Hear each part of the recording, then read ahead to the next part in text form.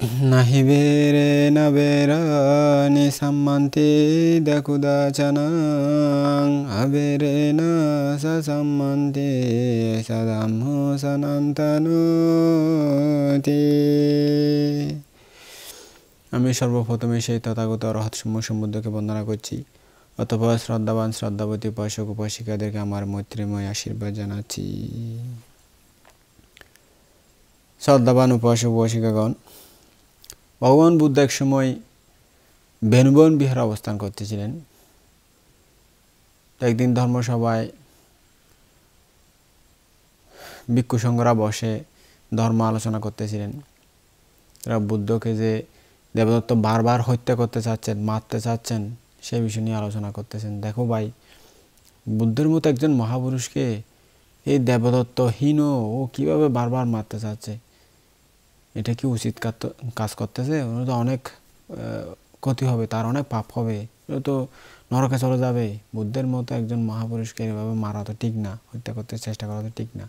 পাপী, অজ্ঞ, মূর্খ, বুদ্ধের নাম দিয়ে বুদ্ধের কাছে প্রবচিত হয়ে বুদ্ধকে হত্যা করতে চাচ্ছে, এরকম তার অগুণ বর্ণনা করতেছে।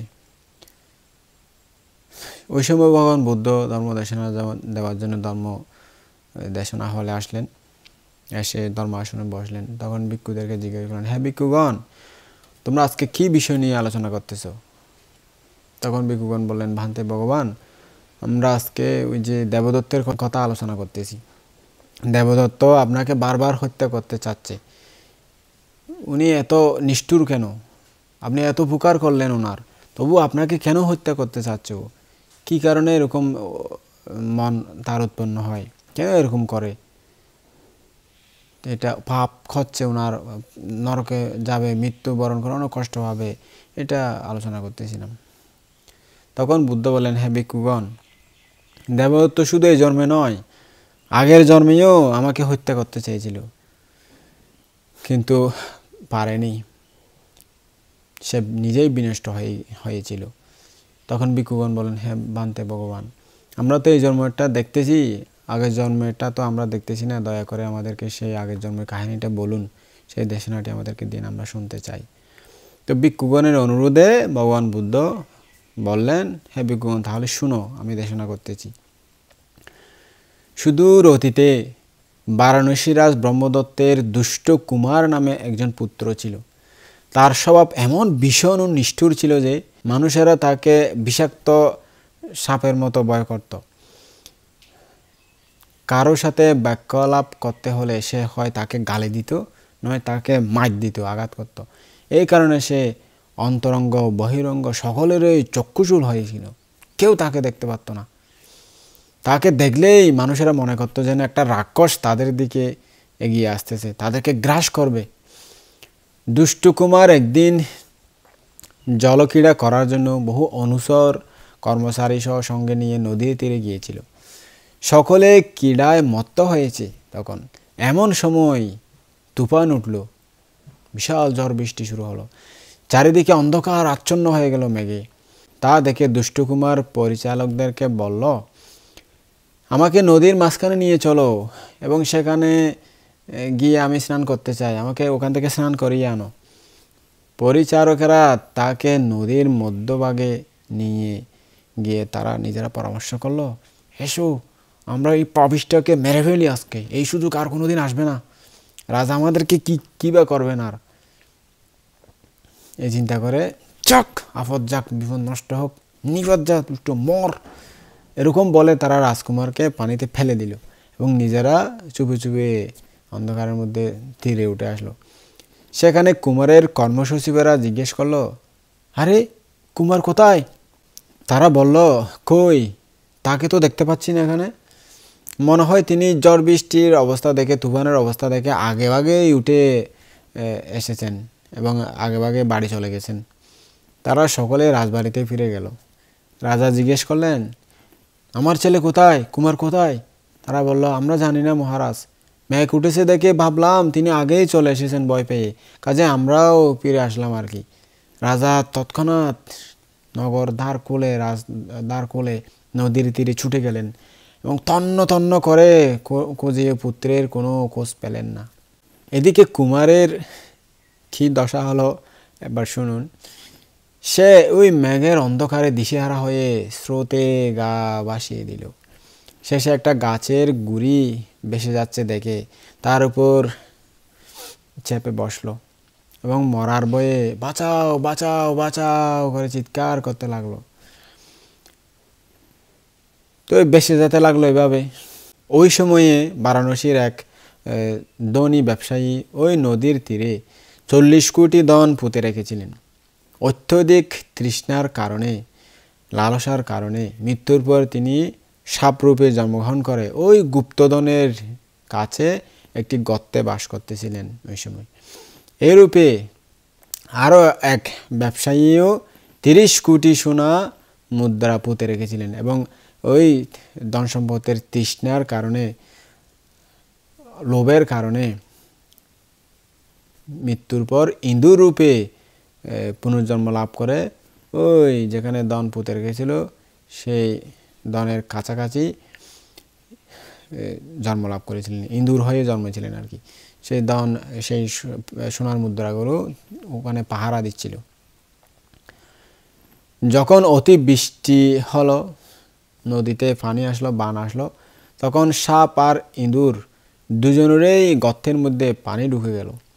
তারা বের হয়ে সাঁতার দিতে দিতে চলল পানির উপরে। এরপর একটি গাছ পেয়ে উহার এক প্রান্তে সাপ, অন্য আরেক প্রান্তে ইঁদুর বসে পড়ল। বিপদের সময় অন্ধকারে কেউ কাউকে খাচ্ছে না আর কি, এমনি তো সাপ ইঁদুরকে খায়। তো এরপর একটা শোক পাখি এসেও ওই গাছের উপর আশ্রয় নিল। ওই শোক পাখি নদীর ধারে একটা তুলা গাছে বাস করত, শিমুল তুলা গাছে। বন্যার আঘাতে, পানির আঘাতে ওই গাছটা সহ উপড়ে পড়ে নদীতে পড়ে গেল। শোক পাখি বেচারা উড়ে পালাতে চেষ্টা করলো, কিন্তু কিছু দূর উঠতে না উঠতেই বৃষ্টির বেগে, বাতাসের বেগে সেই প্লাবমান ভেসে যাওয়া গাছটির উপর গিয়ে পড়ল। এইভাবে 4টি প্রাণী একটি গাছ আশ্রয় করে বাঁচতে বাঁচতে চলল। ওই রাজকুমার, সাপ, ইঁদুর, একটা শোক পাখি একটা বড় গাছ ভেসে যাচ্ছে আর কি, ওইটার মধ্যে শুকনো গাছ, ওখানে উঠে 4টা প্রাণী চলতে লাগলো। অন্ধকার হয়ে গেল রাতে। তো যে সময় গাছটি ভেসে যাচ্ছে রাতে, ওই সময় বোধিসত্ত্ব অদিচ্ছ ব্রাহ্মণকুলে জন্মগ্রহণ করে প্রব্রজ্ঞা নিয়ে ওই নদীর তীরে একটা বাঁকে পণ্যশালা নির্মাণ করে, কুটির নির্মাণ করে বাস করতেছেন। তিনি ধ্যান করার জন্য অতি সকালে ঘুম থেকে উঠে এদিক সেদিক হাঁটাচলা করতেছিলেন।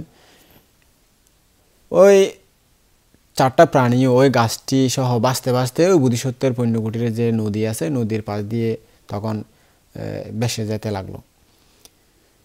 তো রাজপুত্র তো বাঁচাও বাঁচাও বাঁচাও বলতেছে। তিনি নিশীতকালে এদিক সেদিক পাদচারণা করতেছেন। এমন সময় রাজপুত্রের সেই আওয়াজ শুনতে পেলেন। তখন তিনি চিন্তা করলেন, আমার নিয়ে দয়া দাক্ষিণ্য পরোপকারী ব্রত সন্ন্যাসী কাছে থাকতে এই প্রাণীটি মারা গেলে বড়ই পরিতাপের কারণ হবে। আমি পানিতে নেমে উদ্ধার করে এদেরকে বাঁচাবো। এই সংকল্প করে বোধিসত্ত্ব তাকে ভয় নাই ভয় নাই, চিন্তা করিও না এই বলে আশ্বাস দিতে লাগলেন এবং তাড়াতাড়ি নদীতে ঝাঁপ দিয়ে লাফিয়ে পড়লেন।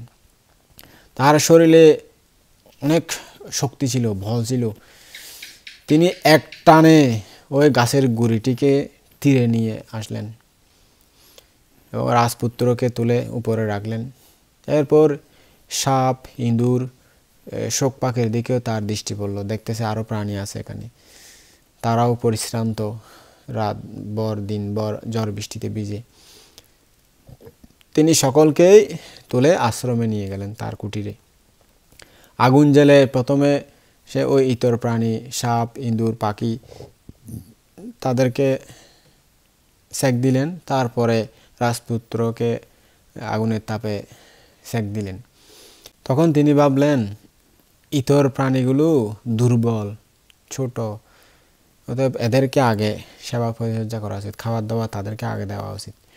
অতিথি চারটিকে খাবার দাবার পরিবেশন করার সময়ও বোধিসত্ত্ব প্রথমে সাপ, ইঁদুর, শোক পাখিটিকে খাওয়ালেন, যেহেতু তারা দুর্বল। এরপরে রাজপুত্রকে খেতে দিলেন। এই কাণ্ড দেখে ওই বেটা দুষ্ট কুমার বড়ই রাগান্বিত হলো, রাগ উঠে গেল তার। সে মনে মনে ভাবলো, আমি রাজপুত্র, অথচ এই বন্ড তপস্বী, এই সন্ন্যাসী আমার চেয়ে বেশি ওই তির্যক প্রাণীগুলোকে আদর কদর করতেছে, তাদেরকে বেশি সেবা যত্ন করতেছে আগে। এভাবে রাজপুত্রের হৃদয়ে বোধিসত্ত্বের প্রতি বিকট ঘৃণা এবং রাগ উৎপন্ন হলো। বোধিসত্ত্বের সেবা শুশ্রূষার ফলে কয়েকদিনের মধ্যে রাজপুত্র, সাপ, ইঁদুর, শোক পাখি সকলেই সুস্থ সবল হয়ে উঠল। বন্যার জলও কমে গেল তখন।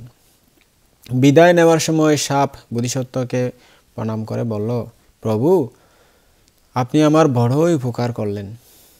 আমি গরিব নই, আমার অনেক ধন সম্পদ আছে। ওই যে অমুক স্থানে আমার 40 কোটি স্বর্ণমুদ্রা আছে। যদি আপনার কখনো প্রয়োজন হয় তাহলে ওই ধন আপনারই জানবেন, ওই সোনার মোহরগুলো আপনারই জানবেন। আপনি সেখানে গিয়ে দীঘা বলে ডাকবেন,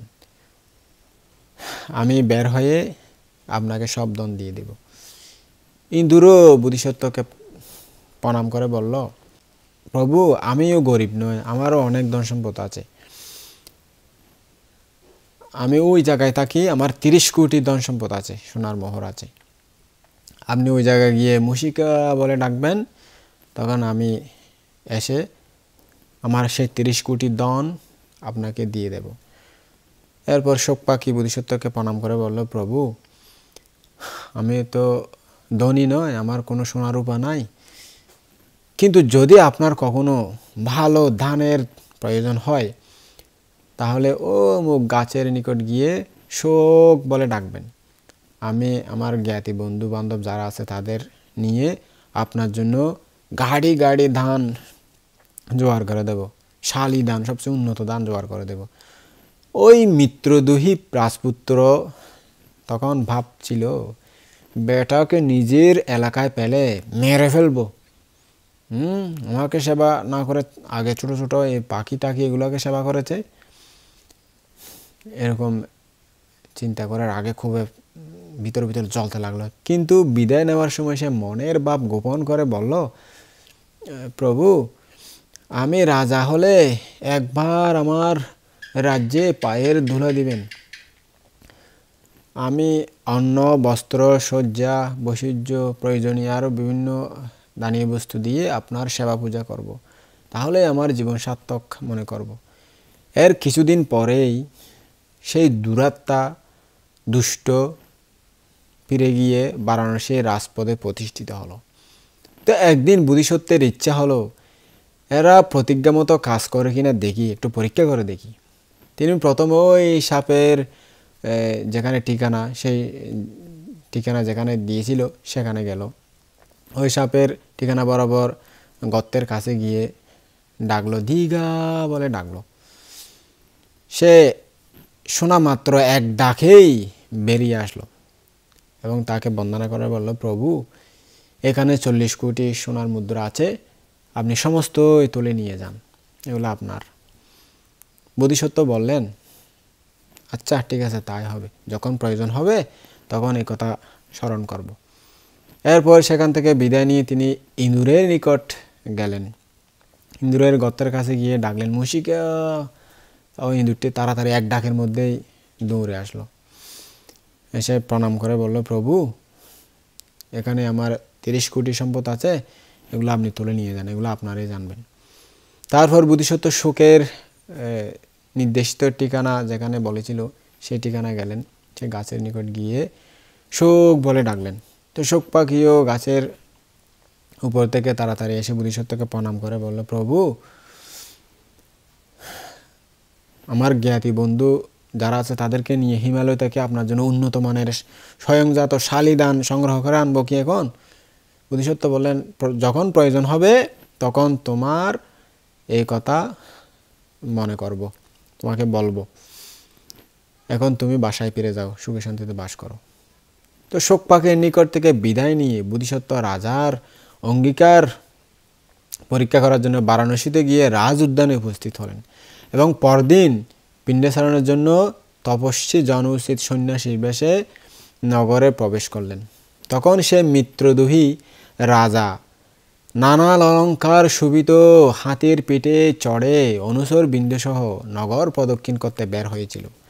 বোধিসত্ত্বকে দূর থেকে দেখেই পাপিষ্ঠ মনে করল, এই সেই বন্ড তপস্বী, আমাকে সেবা না করে আগে তির্যক প্রাণীগুলোকে সেবা করেছিল, এখন আমার কাঁধে চড়ে খাওয়ার জন্য এসেছে আমার রাজ্যে। বেটা, ও যে আমার উপকার করেছে তা মানুষের নিকট বলার সময় দিব না তাকে।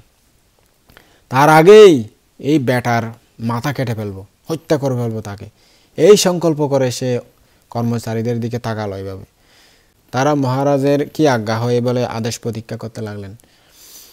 সে বলল, ওই যে বন্ড একটা তপস্বী দেখতে পাচ্ছ না, ওই বন্ড তপস্বীটা ভিক্ষার জন্য আমাকে জ্বালাতন করতে আসতেছে, আমার থেকে কিছু খুঁজতে আসতেছে, দেখিস ও যেন আমার কাছে ঘেঁষতে না পারে, ওকে এখনই বেঁধে ফেল, প্রত্যেক রাস্তার চার পথের মাথায় মেরে মেরে মেরে মেরে ওই রাজধানীর শ্মশানে নিয়ে যা, সেখানে আগে ওর মাথাটা কাটবি, তারপর ওর দেহটা শুলের মধ্যে দিয়ে দিবি, যাতে মানুষ দেখে ভয় পায়। আজ্ঞাবহ রাজবৈত্য কর্মচারীগণ হ্যাঁ মহারাজ বলে নিরপরাধ বোধিসত্ত্বকে ধরে বেঁধে শ্মশানের দিকে নিয়ে চলল এবং প্রতি চার পথের মাথায় দাঁড় করিয়ে তাকে নিদারুণভাবে চাবুক মারতে লাগলো, আঘাত করতে লাগলো। কিন্তু বোধিসত্ত্ব একবারও ও মারে ও বাপরে এরকম কোনো কান্নাকাটি করলেন না। শুধুমাত্র মাঝে মধ্যে তার কয়েকটা কথা বলতে লাগলেন। তিনি বলতে লাগলো, মানুষ আর কাঠ যাচ্ছে ধুইয়ে বেশে বানের জলে, কাঠ তুলিল মানুষ ছাড়ে লোকে ইহা বলে, সত্য সত্য সত্য ইহা বুঝিলাম আজ, মানুষ তোমার শত্রু হবে কাটে হবে কাজ। এই কথাগুলোই সে বারবার বলতে লাগলো। রাজকর্মচারীরা যখনই বোধিসত্ত্বকে আঘাত করতে লাগলো তখনই তিনি শুধু এই কথাগুলোই বলতে লাগলো। তখন রাস্তায় বিস্তর লোক জমা হয়ে গিয়েছিল এই ঘটনা দেখার জন্য। তো এদের মধ্যে যারা একটু জ্ঞানী বুদ্ধিমান বিজ্ঞ তারা বোধিসত্ত্বকে জিজ্ঞেস করলেন, আচ্ছা আপনি কখনো আমাদের রাজার কোনো উপকার করেছিলেন কি না, একটু বলেন তো। তখন বোধিসত্ত্ব আগাগোড়া সমস্ত ঘটনা তাদেরকে বললেন। এরপর বোধিসত্ত্ব সেই জনসাধারণকে বলল, তোমাদের রাজাকে ভীষণ প্লাবন থেকে উদ্ধার করে আমি দুর্দশাগ্রস্ত হয়েছি, আমি ভুল করেছি। তখন আমি প্রবীণদের আগে পুরুষ পরম্পরা বলে যাওয়া সেই কথা সেই উপদেশ মতো আমি কাজ করিনি বলে এখন এইভাবে আক্ষেপ করতেছি, আমি এই কথাগুলো বলতেছি।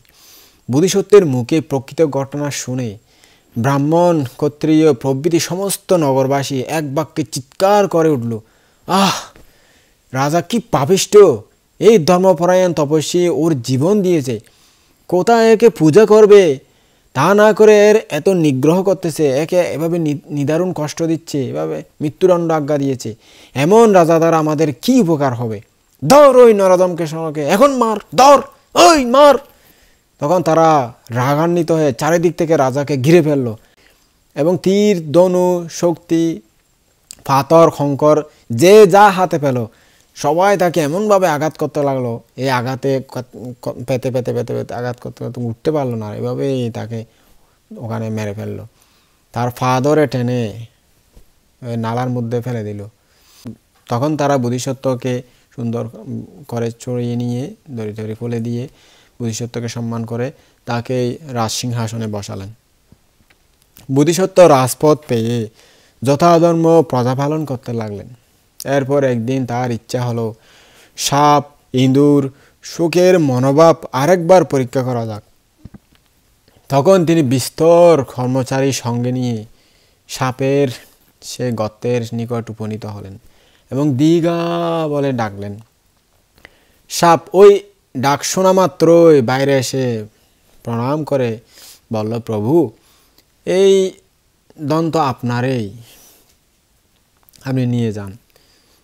বোধিসত্ত্ব ওই 40 কোটি সোনার মুদ্রা নিয়ে কর্মচারীদেরকে দিলেন এবং ইন্দুরের নিকট গেলেন।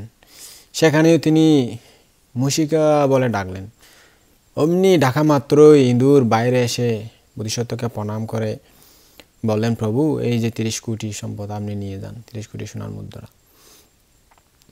বোধিসত্ত্ব ওই অর্থ নিয়ে কর্মচারীদের নিকট রাখলেন। এরপর বোধিসত্ত্ব শোকের বাসার নিকট উপস্থিত হলেন এবং শোক বলে ডাকলেন। শোকও একটা বার শব্দ শুনে তাড়াতাড়ি উড়ে এসে বোধিসত্ত্বের কাছে বসে বোধিসত্ত্বকে প্রণাম করে বলল, প্রভু, আপনার জন্য উন্নত মানের শালিদান আনবো কি?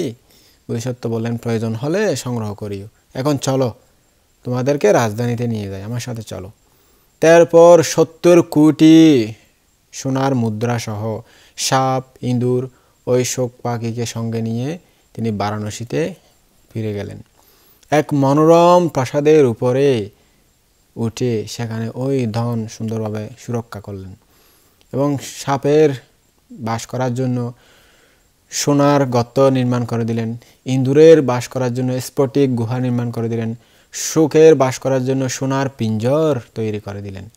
তিনি প্রতিদিন সোনার পাত্রে সাপ ও শোকের আহার করার জন্য মধু মিশ্রিত লাচ এবং ইঁদুরের জন্য সুগন্ধশালী চাল দিবার আদেশ দিলেন এবং দানা দিয়ে পুণ্যকর্ম করতে লাগলেন সবসময়। এইরূপে বোধিসত্ত্ব ও সাপ প্রভৃতি ইতর প্রাণী তিনটি পরস্পর সম্প্রীতিভাবে কালযাপন করে যথাসময়ে নিজ নিজ কর্মফল ভোগ করার জন্য পরলোকে গমন করলেন। শ্রদ্ধাবান উপাসক উপাসিকাগণ, তখন দেবদত্ত ছিল সেই দুষ্ট কুমার, সারিপুত্র ছিল সেই সাপ, মদগলায়ন ছিল সেই ইঁদুর, আনন্দ ছিল সেই শোক পাখি, আর ভগবান বুদ্ধ ছিলেন সেই তপস্বী ঋষি, যিনি পুণ্য বলে শেষে রাজপথ লাভ করেছিলেন। শ্রদ্ধাবান উপাসক উপাসিকাগণ, এই দেশনা থেকে, এই জাতকের কাহিনী থেকে একটা শিক্ষণীয় বিষয় আছে। দেখুন, আপনারা কত আসক্ত পরায়ণ হয়ে থাকি। আমার পুত্র, আমার ধন, আমার সম্পদ, মৃত্যুর পর কে কোথায় কি হয় দেখেন। ওরা 30 কোটি 40 কোটি ধন সম্পদ রেখে মারা গিয়েছে। তো ওদের আকর্ষণে, ওই মত্ত সময় এসে আকর্ষণ, বাঁচার সময় এসে আকর্ষণ, আমার ধন সম্পদ আছে ওখানে, আমার ধন সম্পদ আছে ওখানে, এই আকর্ষণের কারণে মৃত্যুর পর শেষটি ছিল অনেক বড় ধনী ছিল, ব্যবসায়ী ছিল, তো 30 কোটি 40 কোটি ধন সম্পদ মাটিতে পুঁতে রেখেছে। তো সেই আসক্তির কারণে মৃত্যুর পর ব্যবসায়ী হলেও, বড়লোক হলেও, ওই আকর্ষণের কারণে, আসক্তির কারণে, তৃষ্ণার কারণে, লোভের কারণে মৃত্যুর পর সাপ হয়ে গেল, ইঁদুর হয়ে গেল। তো শ্রদ্ধাবান উপাসক, আপনারাও ব্যাংকে কত লক্ষ লক্ষ কোটি কোটি টাকা জমা রাখেন, ওগুলো রেখে মারা যান, নিজে করেন না। তো অনেকে আছেন কাউকে বলেও যান না, ছেলে মেয়েদেরকে বলে যান না, ওখানে পড়ে থাকে ব্যাংকের মধ্যে। তো মৃত্যুর পর কোথায় যাবেন মনে আছে আপনাদের?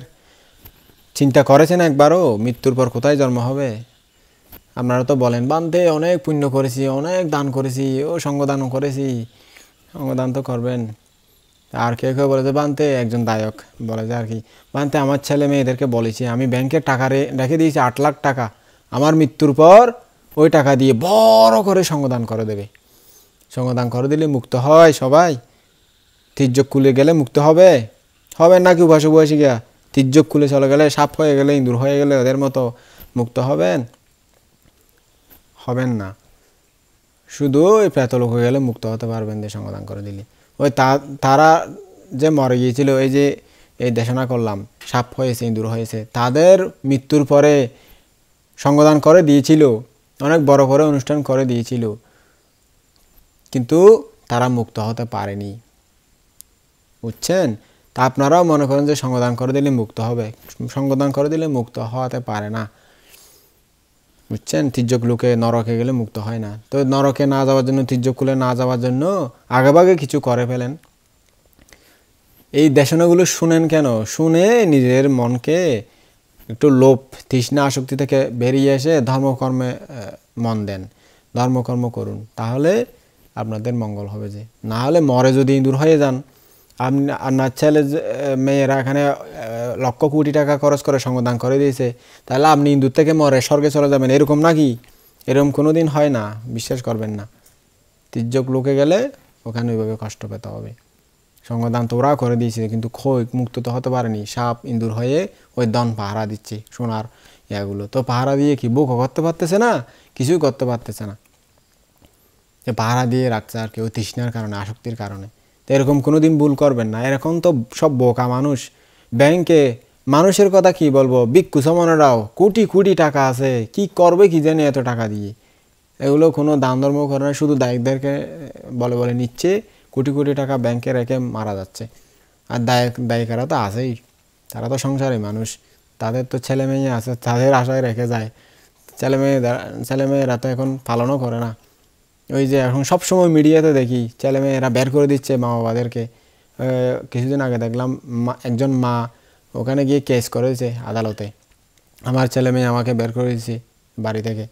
এরকম অনেক ঘটনা ঘটতেছে। তো কার আশায় রাখতেছেন? বেঁচে থাকতে ধর্মপুণ্য করে যান, ধর্মের জন্য উদ্ধার করে দিয়ে যান।